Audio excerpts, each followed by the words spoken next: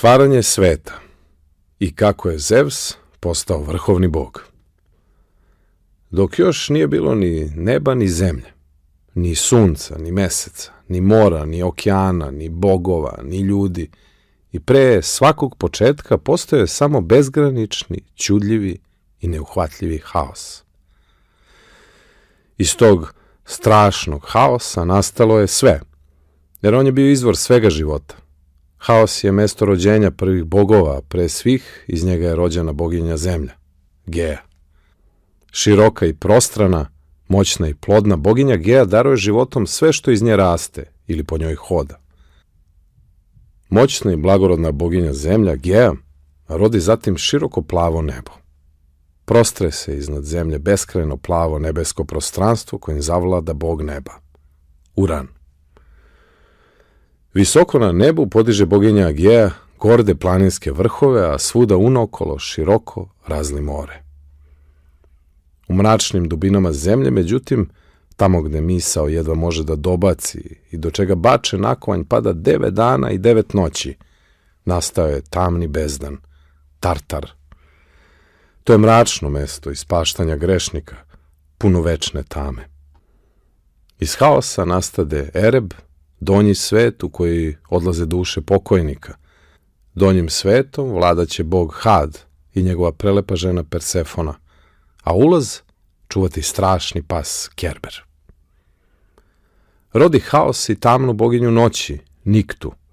Ona i Ereb rodiše večnu svetlost, Etar, i radosno svetli dan, Hemeru. Od tog trenutka kada su na svet došli Etar i njegova sestra Hemera, razli se svetlost nebom i zemljom i počeše da se smenjuju dan i noć. Iz haosa nastade i moćna sila Eros, sila ljubavi, plodnosti i razmnožavanja koje sve oživljuje. Eros je podstakao boginju Geju i boga Urana da se spoje. Kada je Uran zavladao nebom, on se oženi blagorodnom Gejom i njih dvoje rodiše 6 sinova i 6 kćeri, moćne Titane. Njihov najstariji sin Titan Okean počeo je da teče kao beskrajna reka oko čitave zemlje. Njegova sestra Tetida donese na svet sve reke sveta koje počeše da teku ka moru, Pontu. Titan Hiperion i Titanka Tea stvoriše sunce, Helios, koje zasija na nebu, stvoriše i mesec, Selenu, koja se pojavljuje noću, i purpurnu zoru, Eos, Auroru. Izgledalo je da je sve na svom mestu. Zemlja i nebo su se nežno grlili, dan i noć smenjivali, mesec dobi društvo zvezda koje nastaše od Astreja i Eosa. Pojaviše se i vetrovi, severni Borej, južni Not, istočni Eur i nežni zapadni Zefir, koji je uvek terao kišne oblake pred sobom. A onda Gea rodi 3 moćna jednooka Kiklopa, pa još pride 3 ogromna, kao planina velika diva sa po 50 glava i po 100 ruku. Bile su to Hekatonheire. Bog Uran nikad nije voleo svoju decu divove, pa naredi ženi da ih zatvori u svoju utrobu i nikad ne pušta na svetlost dana. Ne želim da ih vidim, sklanjaj mi ih s očiju te grozne nakaze, reče moćni bog Uran, a Gea ga teška srca poslušala. Kakve god da su bili, Kiklopi i storuki divovi su ipak bila njena deca, pa je Gea gorko plakala zbog Uranove odluke. Tuga se pretvorila u srdžbu i ona pozove svoju decu Titana i zatraži od njih da svrgnu sa vlasti oca, boga neba, Urana. Niko od dece, međutim, nije smeo da se usudi da udari na oca. Niko, osim najmlađeg Titana, podmuklog i lukovog boga Hrona. Titan Okean je bio protiv toga da se udari na oca Urana, ali Gea i Hron su se već odlučili. Kada je te noći Uran sišao do Gee, Hron udari na njega svom lukavošću, zbaci ga sa vlasti i oduzme mu moć. Sve to videla je boginja noći, Nikta, i rešila da se osveti Hromu za drski napad na oca, boga neba Urana. Svet više nije bio isti. Boginja Nikta rodila je mnoštvo užasnih božanstava koje će od sveta kojim je od tada vladao Hron napraviti mesto puno nesreće, razdora, borbe, pa i užasa. Rodi tako boginja noći Tanata, smrt, Eridu, razdor, Apatu, obmanu, Hipnosa, san sa bezbrojnim teških košmara, Heru, uništenje i Nemezidu, osvetnicu. A da stvar po Hrona budu još gora, njegova majka Geja proreče mu da će i njega svrgnuti sa prestola rođena deca i oduzeti mu svu vlast. To je strašno plašilo Hrona. Nije mogao mirno da vlada. Oženio je najlepšu titanku Reju, ali je strepeo od svakog deteta koje mu je ona rađala. A Reja je redom rađala Hestiju, boginju domaćih ognjišta, Demetru, boginju plodnosti, Heru, boginju braka i porodice, Hada, boga podzemnog sveta i Posejdona, boga mora. Sve njih nemilosrdni i podmukli bog Hron gutao, jedno po jedno. Plašeći se da ga ne svrgnu sa vlasti, Reja je sa tugom gledala kako je deca nestaju. Poželila se roditeljima, boginji Geji i bogu Uranu i zamolila ih za pomoć.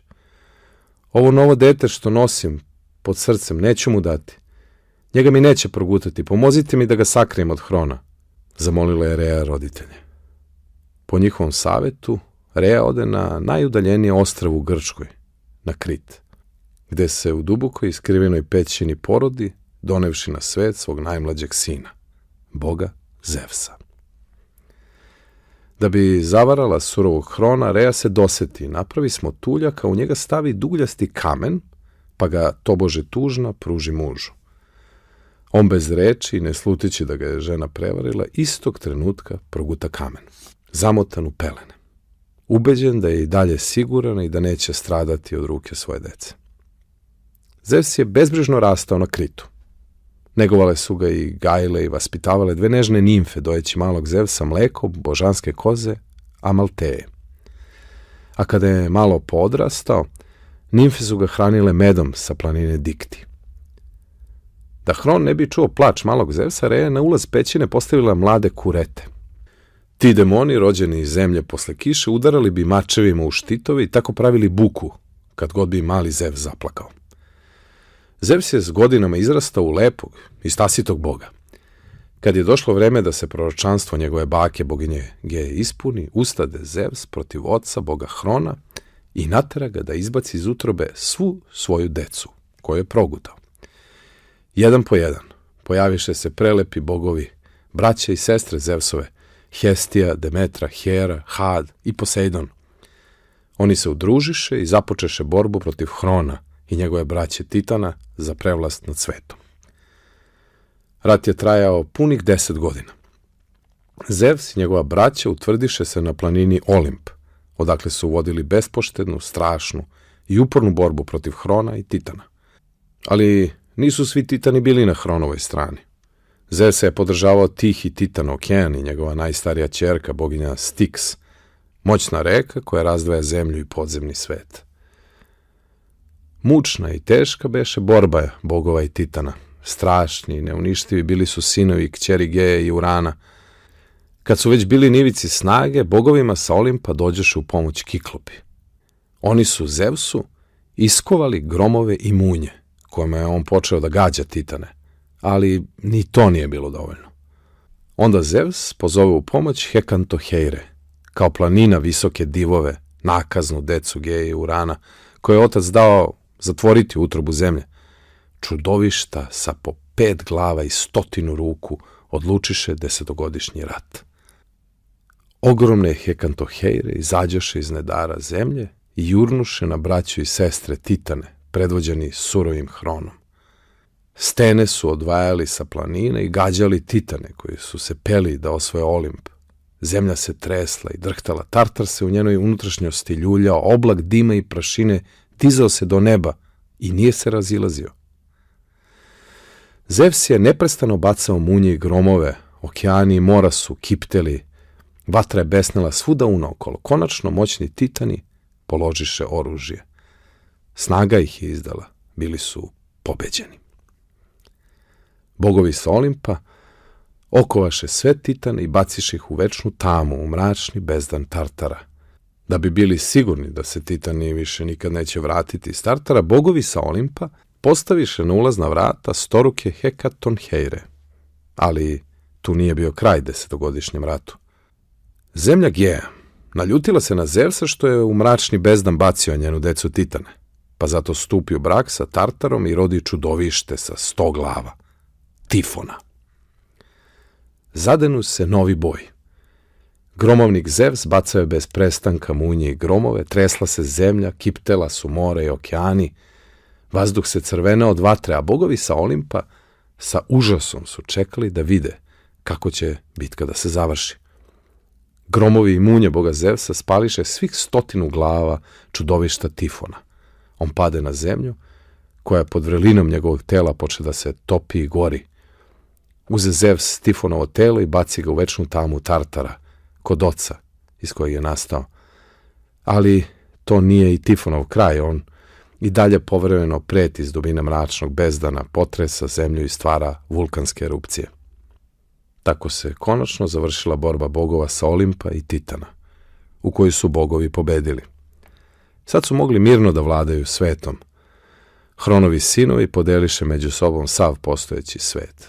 Gromovnik Zevs uze za sebe beskrajno, plavo i duboko nebo, njegov brat Poseidon postade bog širokog morskog plavetnila, a Had